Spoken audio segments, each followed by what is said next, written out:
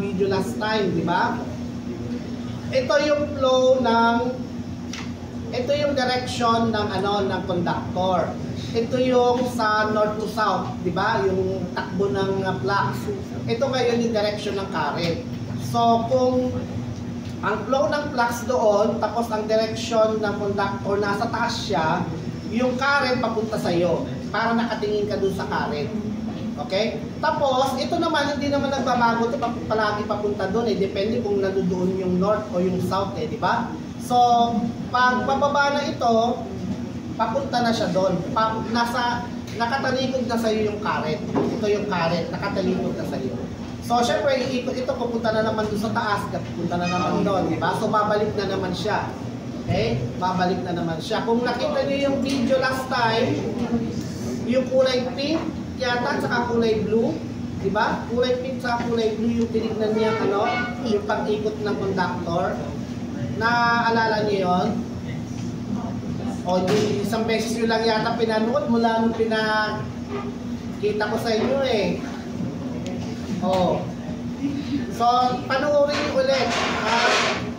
Panoorin niyo ulit. Kailangan niyo yon. Kailangan niyo yung class, yung mga simpleng bagay na gano'n, kailangan niyo kasi, malay niyo, baka patest sa inyo kung nasaan yung current. O nagte-test kayo, walang problema, may tester ka. Nagdi-negative, bakit kaya? O kasi paalis sa'yo eh. Paalis sa'yo yung current, kaya nagiging negative. Okay? Next.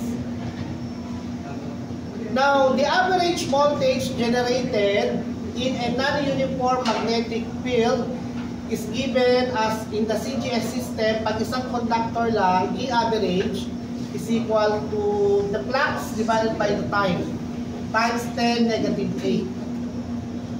CGS yan ha. Pag maraming conductor, maglalagay ka lang ng N. Kasi may N ito, class. Meron siyang N. Kaso 1. 1 lang, isang conductor lang eh. Pero kung marami, maglalagay ka ng N doon. So, total flux per pole in lines per pole or Maxwell per pole. Ito ang ang unit ng flux. Lines per pole or Maxwell per pole.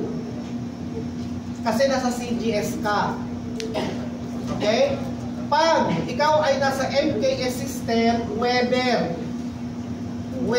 per pole or Weber per pole. Kasi ito, lines is English, yung Maxwell CGS system, di ba? May table ako pinakita sa inyo ng lesson number 1, kung naalala niyo. Okay. So, the average is average voltage, E-average. Dalawa yan. Kung isa lang, yung nasa taas. O, huwag nyo nang isipin ito na lang isipin nyo. Kasi, kung isa lang naman yung conductor, maglalagay lang kayo ng 1. Di ba? 1 lang ilagay nyo. Walang 0.5. Walang kalahati. Walang hindi mo pwede. Kunyari, may armature ka. O, tingnan nyo ha. Walang 0.5. Walang decimal. Pwedeng 1.5. Pero walang less than 1. Kung 0.5, nandito lang yon. Bitin, hindi niya nabuo yung isang line. Diba?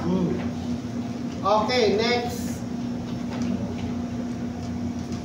Ito yung MKS system natin. Walang times 10 raised to negative 8. Okay? Now, we go to hysteresis at saka AD current loss. Using yung Steinmetz method, hysteresis loss, HL, yung N na ganyan na parang efficiency, constant ng specimen given in joules per meter cube. Yung beta naman, maximum flux density in Tesla, frequency, and the volume. Ito, usually kinocompute natin yan para makita natin kung gaano kataas yung loss na nagpo-produce using hysteresis. Okay, so last time, nag-discuss tayo ng hysteresis, ganito yan. Okay. Ayan. So, nag-turn on ka ng generator. Let's say, 300 revolution per minute. O, 0 muna nandyan. Diba? 300 revolution. Okay. So, ito. Ayan. Tapos, 400, etc. So, ito yung input. So, ito yung maximum, let's say, ito yung maximum revolution niya. Let's say, 1,800 RPM. Meron kang corresponding voltage. Okay? Ngayon, syempre, pababa, babawasan mo na. So, pag pababa na yan, hindi na siya papunta dito. Okay? Nandito na siya ngayon. Okay? Patingnan. So, ito pataas, ito pababa. Hindi niya makukuha yung original plotting. Kung hindi, mas mataas. Bakit? Kasi yung naipon niyang voltage dito, may nakuha siya. So magdadagdag ngayon doon sa nagbabawas. Kaya habang binabawasan mo, nandun pa rin yung original, yung naiwan na voltage nandun pa rin. Nababawasan yung voltage kasi pababa na yung revolution, yung rotation, pero yung naiwan na voltage sa kanya, nasa kanya pa rin. So meron siyang discrepancy. Okay? Ito yung tinatawag nating loss. So yan ang iniiwasan natin. Okay? Now by the way, ito hindi siya magsisiro. Nandito lang siya, certain value. Yung certain value na yan, kapag hindi na gumagalaw yung generator mo, ito yung tinatawag natin natitirang voltage. Okay? 1 volt, 2 volts, mga ganun. So mamaya, i-discuss natin yung, ang tawag dito ay hysteresis curve, pero ito ay tinatawag natin magnetization curve. Okay, next. Eddy current.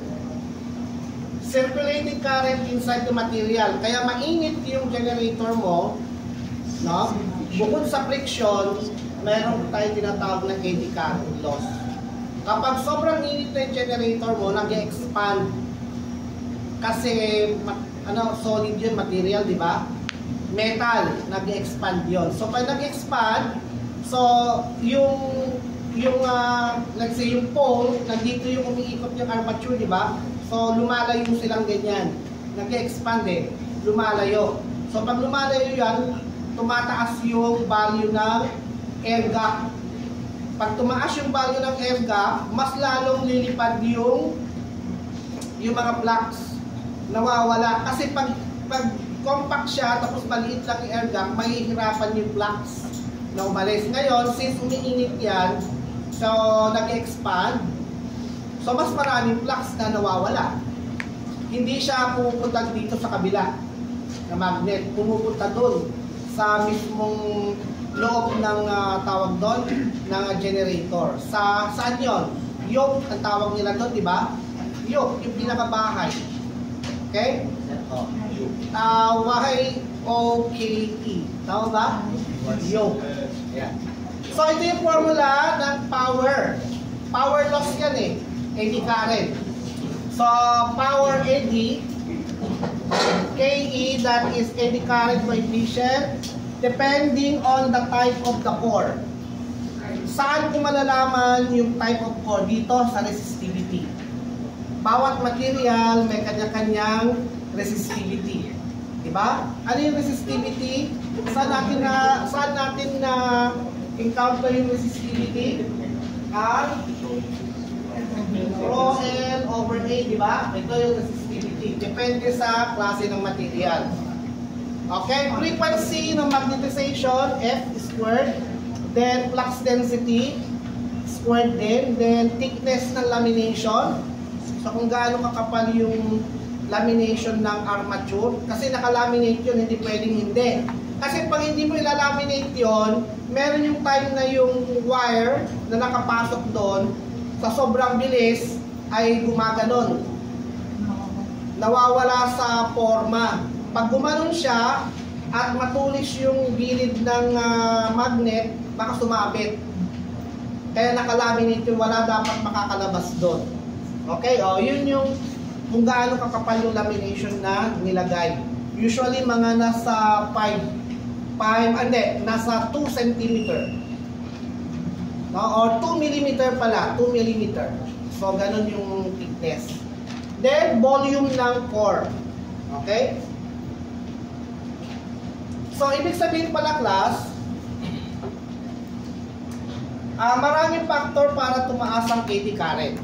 Una, kung masyado makapal yung lamination. Thickness of lamination. Pangalawa, yung frequency ng magnetization. Kasi directly proportional. Walang over, nakita nyo ba? Walang over, nakamultiply silang lahat. So ibig sabihin, tumaas ang isa sa kanila dyan, mataas yung power ng eddy current.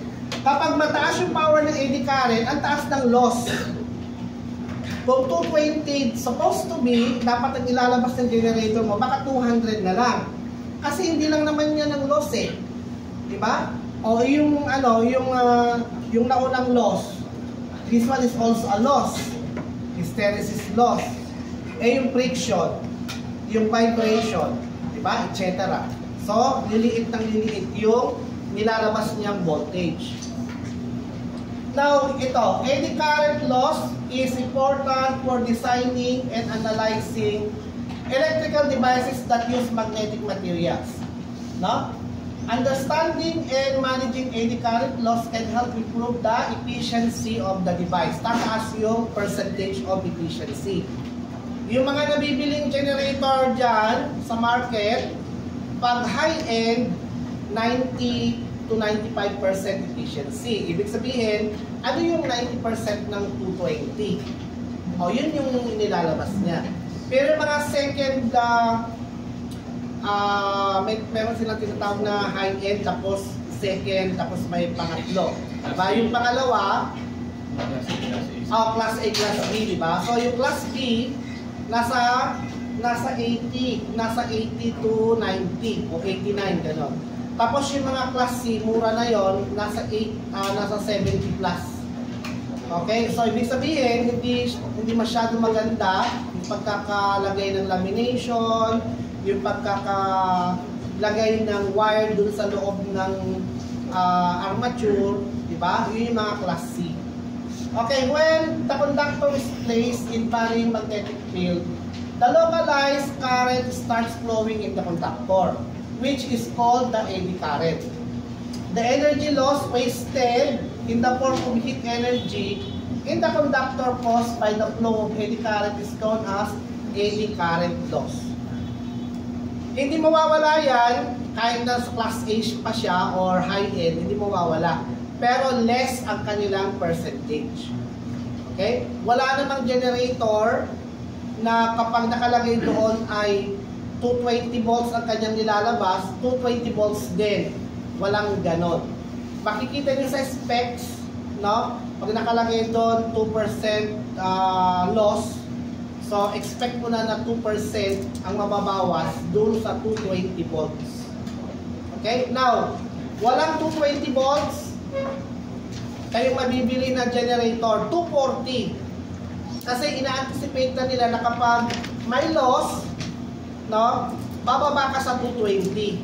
Kaya 220 talaga. Kasi yung iba ang design ng 220 sa 240. Depende yan sa pagkakalagay ng windings doon sa loob ng armature. So kung mas marami, no, mas mataas ang kanyang voltage. Kasi kung isa lang yung nagpuputol doon sa flux. Kung dalawa yung nagpuputol sa flux. Kung 1,000 yung nagpuputol sa flux. No? Ay hindi lang naman 1,000 na ikot. Kunya ikot dun sa ng wire dun sa armature, hindi lang 1,000. Kuminsan umaabot ng 2,000. Okay? Next. Okay, so I think we can now solve some problems based on